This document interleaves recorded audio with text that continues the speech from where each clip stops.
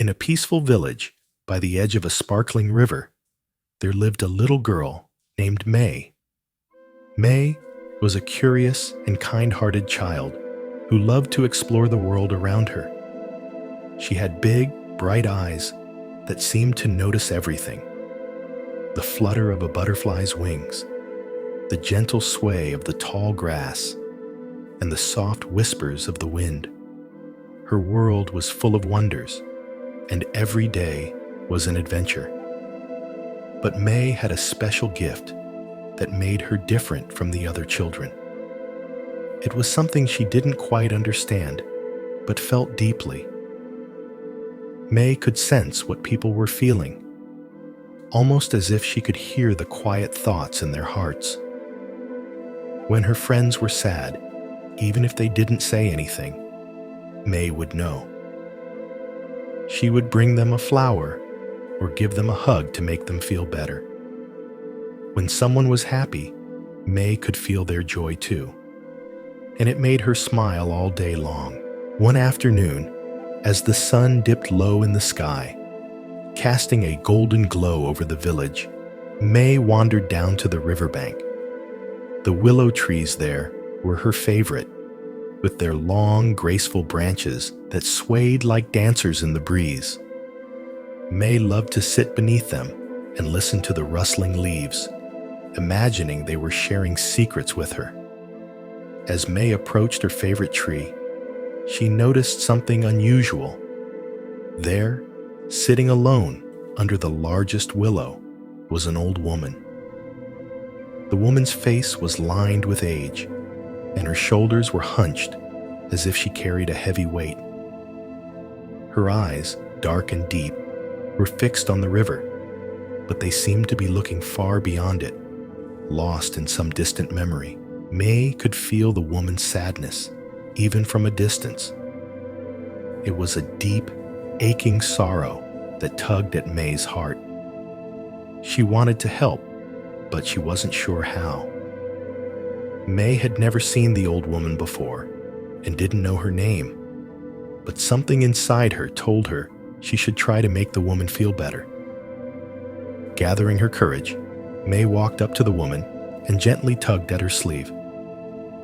"Hello," she said softly, her voice as gentle as the wind that whispered through the willow leaves. "Why are you sad?" The old woman turned slowly, as if waking from a dream, and looked down at May. A faint smile touched her lips, but it didn't reach her eyes, which were still filled with sadness. "I'm just thinking about my family," she said, after a moment. "They live far away, and I miss them very much." May thought about the woman's words. She had never been far from her own family, and the thought of being separated from them made her heart ache. But May was also a girl who believed in the power of imagination. She often told herself stories when she was lonely or scared, and they always made her feel better. With a bright idea lighting up her face, May said, "When I miss someone, I like to tell them stories in my mind. I imagine they can hear me, even if they're far away. Maybe you could try that?" The old woman looked surprised. For a long moment, she just stared at May, as if trying to understand how such wisdom could come from someone so young. Then slowly, her smile grew a little wider, and the sadness in her eyes softened. "That's a very wise idea for such a young girl," she said gently. "Thank you, May. I think I will try that." May's heart fluttered with happiness.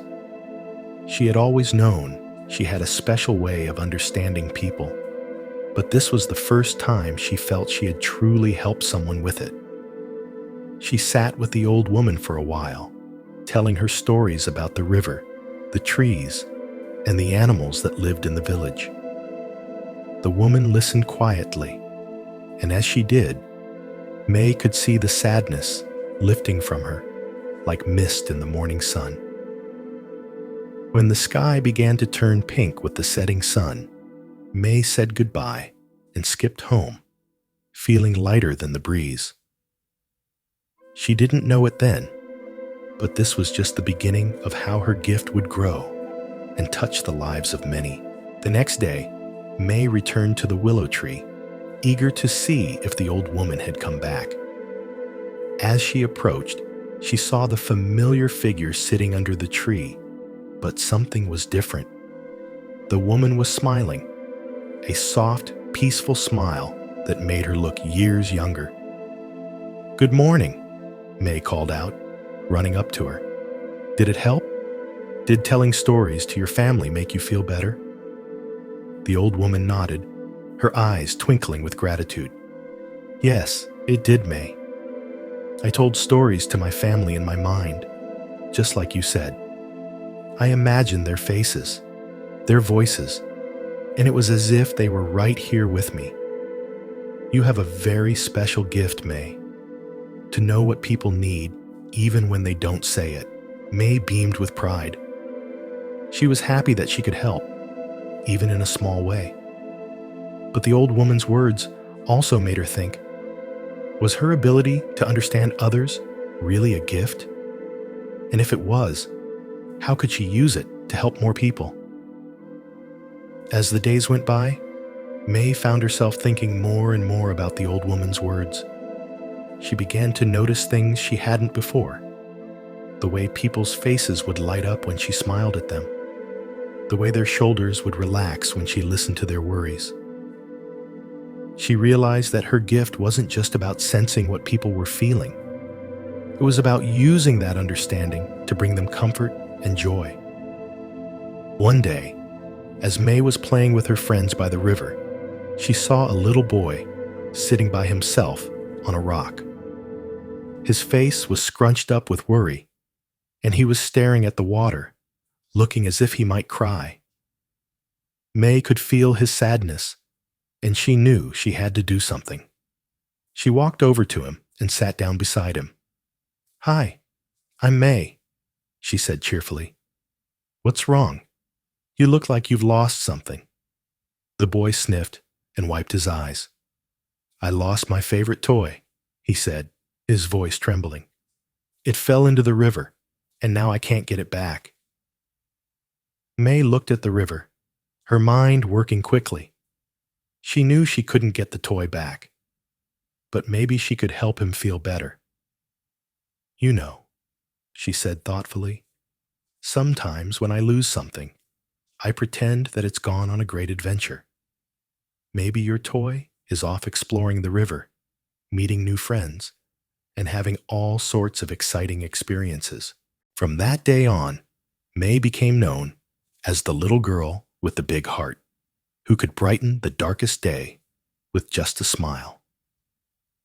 She spent her days helping others, not with grand gestures or fancy words, but with simple acts of kindness and understanding.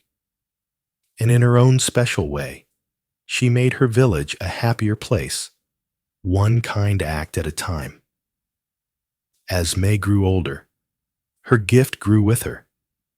She never forgot the lesson she learned from the old woman under the willow tree, that the greatest gift we can give is to listen with our hearts. And so, May continued to spread joy and compassion wherever she went, knowing that even the smallest act of kindness could change someone's world. Hi there. Did you enjoy reading about May and her special gift? There's something really important that we can all learn from her story, and I'd love to share it with you. May had a wonderful gift. She could feel what others were feeling, even if they didn't say anything. That might sound like magic, but guess what? You can do something very similar too. It's called being kind and understanding. Here's what May's story teaches us. Listen with your heart. Just like May, you can listen not just with your ears, but with your heart. When you see someone who looks sad or upset, try to understand how they might be feeling. You don't have to be able to read their mind. Just paying attention and caring about them is enough. Small acts of kindness matter. May didn't have to do anything huge to make people feel better. Sometimes, a simple smile, a kind word, or just sitting with someone can make a big difference. Even small acts of kindness can brighten someone's day and help them feel less alone. Imagination can help others. May used her imagination to help people see things in a new way. When the little boy lost his toy, May helped him imagine that it was on an adventure. You can use your imagination too to help others feel better and to find new ways to solve problems. You have a special gift? 2. Just like May, everyone has something special about them. Maybe you're a good listener, or maybe you're great at making people laugh. Whatever your special gift is, you can use it to help others and make the world a better place. Being there for others is important. May didn't always have the answers, but she was always there for her friends and the people in her village. Sometimes, just being with someone when they're feeling sad or worried is enough to help them feel better. You don't have to fix everything. Just being a good friend is enough. So the next time you see someone who might need a little cheering up, remember May's story. Use your heart, your kindness, and your imagination to help them. You'll be amazed at how much of a difference you can make, just like May did in her village.